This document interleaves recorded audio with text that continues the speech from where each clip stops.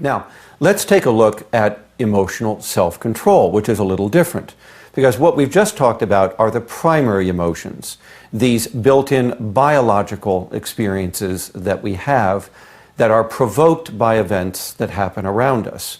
But humans are blessed with a second stage of emotions, often called emotional self-control or self-regulation.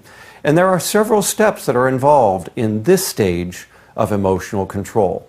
First of all, there is the ability to inhibit strong emotion. That is, to try and suppress the initial emotion that's been provoked by events around us.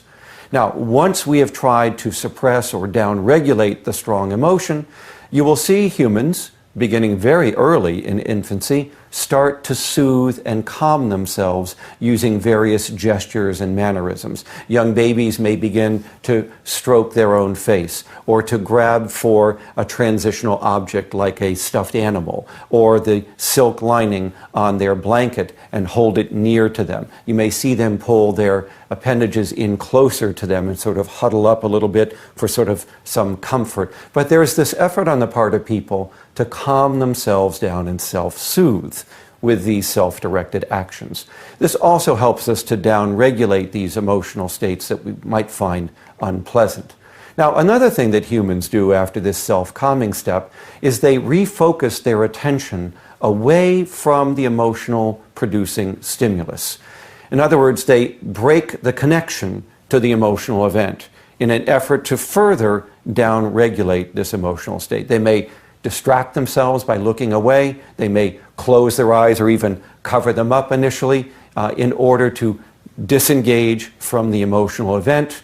And we may see as part of this, as they mature and develop further in their executive functions, we may see them engage then in cognitive reappraisal.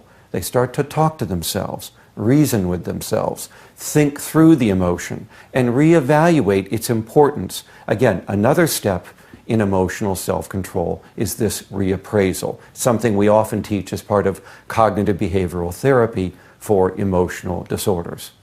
Lastly, we also see people organize new and different emotions in place of the earlier primary strong emotion.